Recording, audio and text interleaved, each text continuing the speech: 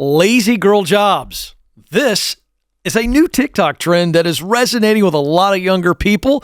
My team brought it to me. Watch this, and then I'm going to tell you what I think. Lazy girl jobs are mentally draining because they're boring, and they're supposed to. I'll tell you why that's okay. Your job is not here to emotionally fill your cup up. I disagree with this wholeheartedly. A job should be something that combines passion, you love the work, and a sense of missional connection to the results. That's what it should be. Boredom is what leads to burnout many times. About this a lot in my Substack. I used to do this a lot in the beginning of my career where I expected everything that I do at my job to be so emotionally and probably spiritually fulfilling. And that thinking is a trap. That thinking is a trap, but it's also immature.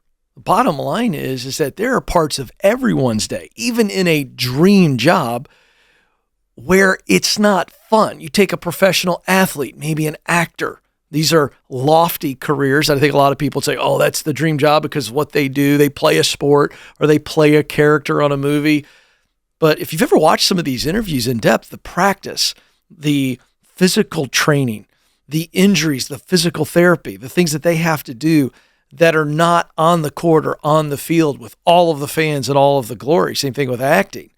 You know, they show up at the red carpet premiere and the glitterati and all of that is there, but they're working 17, 18-hour days shooting a scene over and over and over again. It's not that the job needs to be something that makes me happy all day long. It's that it allows me to find tremendous meaning because I'm good at it, because I enjoy it, and the results of the work matter deeply to me. That's the definition of being happy in work. It's not about the emotion. It's about the contribution. It's a trap, not because of our fault. Since we were very, very, very young, we've been constantly asked what our dream job was. As an adult, when we're meeting someone new, we're talking about our life, the first, second, or third question is always, what do you do for work? Because our society has a critical issue when it comes to centering our 9-to-5 around our identity. The goal is to get that bag and leave. Jobs are a transaction of your skills and your time for money and benefits. When we think of a job of anything but that, that's when suffering happens. Not true. Not true. Because the suffering that's actually happening is when we think of work as just transactional. Now, listen, I think she's absolutely right that too many people and our culture as a whole tends to create a false identity that is based on how powerful your job is, how notable your job is, and how much money you make. We do put a lot of status and that becomes identity with the type of work we do. There's no question about that, and that is wrong. However, this idea that just a boring transactional job, quiet quitting, is healthier for you couldn't be further from the truth. In fact, the data is absolutely innumerable as it relates to what meaningful work does for the soul, the mental, the physical benefits, and then the opposite of non-meaningful work.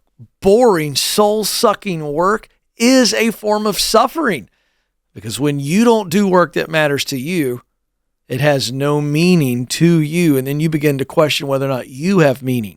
We'll stay at the job doing tasks that we shouldn't be doing and going above and beyond because it's supposed to be emotionally fulfilling and you're searching for this bigger thing that's supposed to be happening in your life. So this is where the word anti-work comes to play. My brand is called Anti-Work Girl Boss because the first term, anti-work, is about the whole reversing of what I just talked about. The decentering your 9-to-5 from your life. So that once when you've done a good job and done your job responsibilities, you can go on and live your actual life.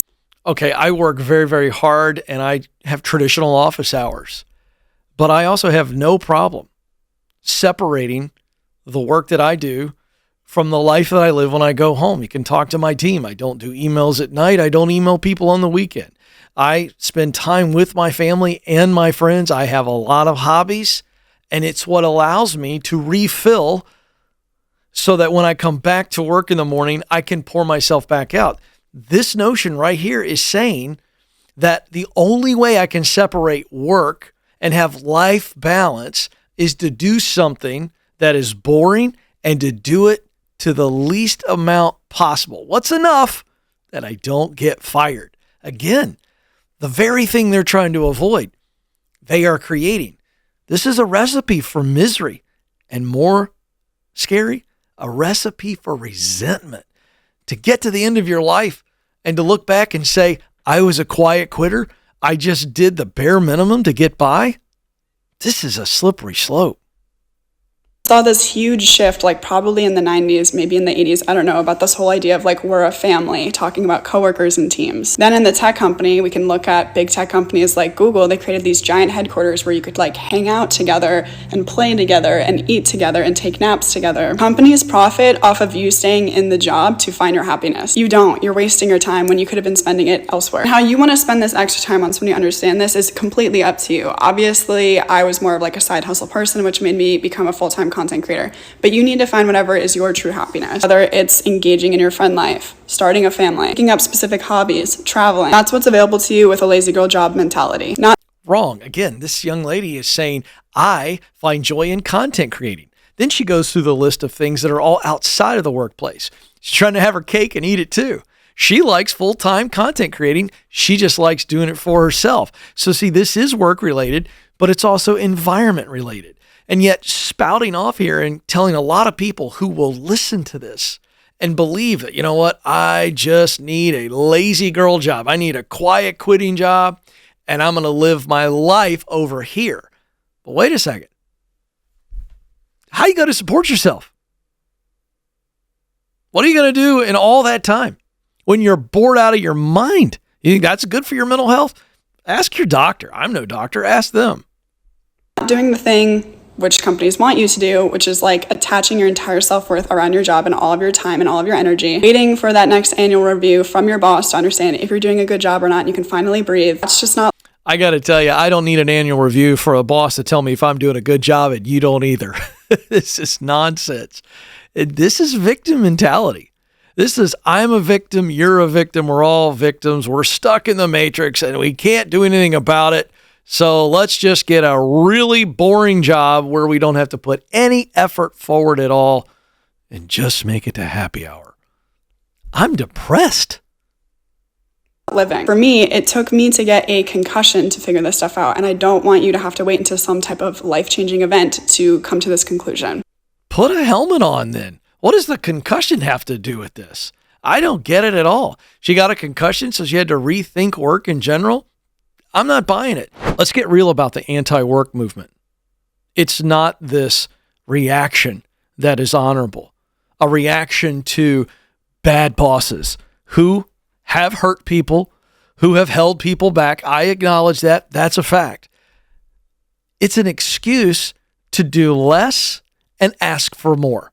It leads to socialism, folks. I want the community to take care of me. It's what leads to universal income, because it's just not fair that I have to work hard and not be treated fairly all the time.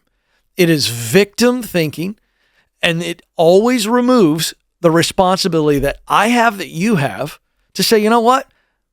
I'm worth more than the way I'm being treated here, and I can do something about it, and I'm going to move on. It's actually not freedom-based.